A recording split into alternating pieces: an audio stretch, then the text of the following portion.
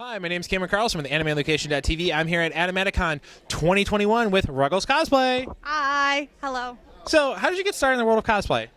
So when I was 15, my best friend at the time in high school decided she wanted to go to a convention. And my mom ended up being like, okay, I'll chaperone. And then she kept being like, oh, I'm going to get this, custom made outfit from blah, blah, blah. And I'm like, I want to make a costume.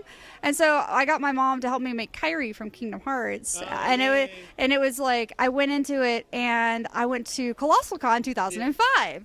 I entered in the cosplay competition and I actually got a judge's award for it. So that was kind of like the fuel under my butt and like the fire to just be like, oh, okay, I want to start cosplaying. I want to start doing competitions. And then I really started competing in my early 20s. Yeah. So I just love it. It's so much fun.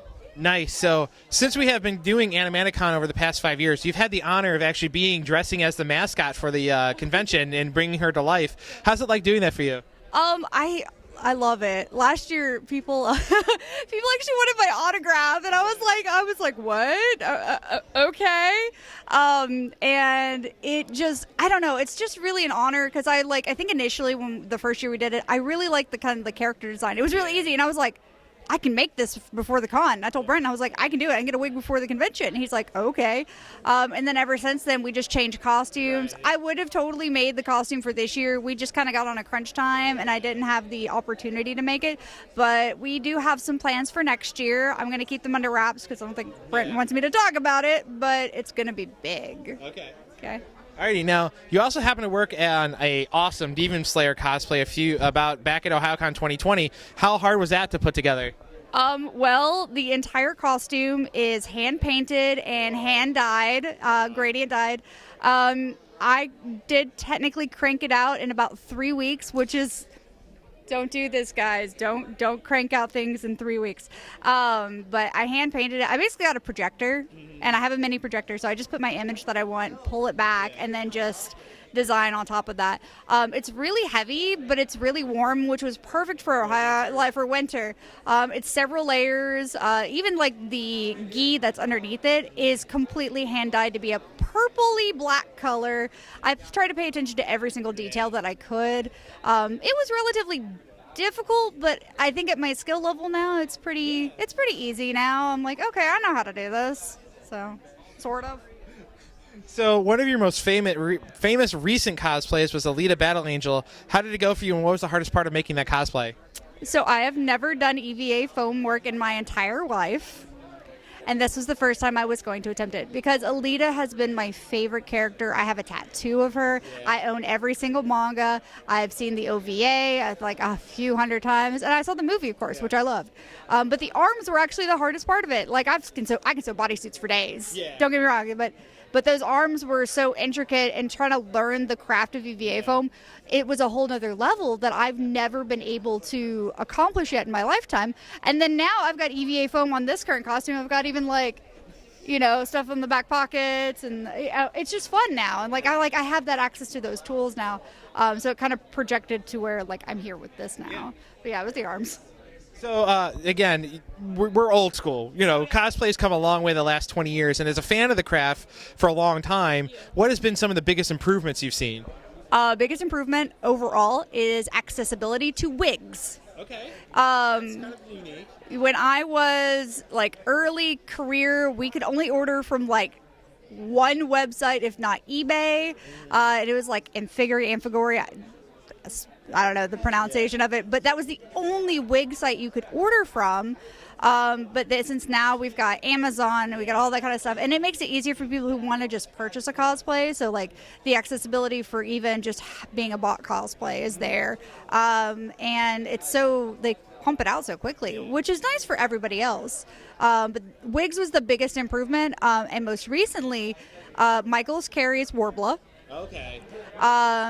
Hobby Lobby carries foam and air moldable foam. Yeah. And you just have all this access to it. So it's really nice just to be able to go to the store and purchase it instead of ordering it. So I like that. Alrighty, now looking back at your catalog of cosplay, you have a love for the Square Enix games, specifically Final Fantasy and Kingdom Hearts. What drew you to those franchises? A, the games themselves, and then B, the cosplays that you chose? Like you said, you originally did Kingdom Hearts as your first one. There is my first one. So when I saw Kingdom Hearts, actually, I think I was about 11 or 12, and I saw the commercial on TV, and I was just dead locked into it. And I said, Mom, I need a PS2, and I need this game. She forgot the memory card on Christmas, so it was kind of sad. But I played the game over and over and over. I played through the entire franchise, and then after I got my PS2, I grabbed Final Fantasy, and I played through that over and over, and I just fell in love with Yuna.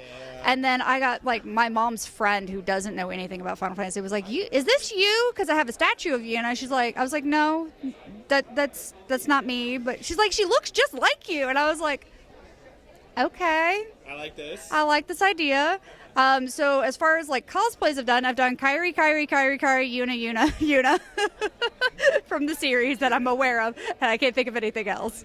Okay. Now, speaking of games, you also have your own Twitch stream. How's that been going, and how's the community been with you?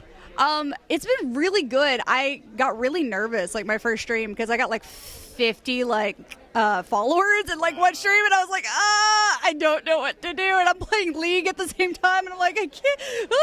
I kind of got overwhelmed. But it's been growing and getting better. So I only have like 150 followers. I play a lot of League, but it's very casual. I don't plan to make a career out of it, but I always hope to grow it and have a community. But everybody who's been is super supportive, which I plan to get back into streaming after this month and go back to Twitch. My Twitch handle is KISSTINE_Kistine. So you can find me on Twitch there. I'm actually going to do a cosplay stream when I get back, so I'm just going to go ahead and do that. Alrighty. Now, speaking of projects, do you have anything in the wings that you want fans to know about at this time? I don't know yet. Like, it's kind of just comes as it goes. I'll see a character that I really like, and I'll be like, yeah, I'm going to do that. So if maybe there's another Kali skin that comes out that I kind of really like, I'll probably go with that. I might do, who knows what I'll do at this point.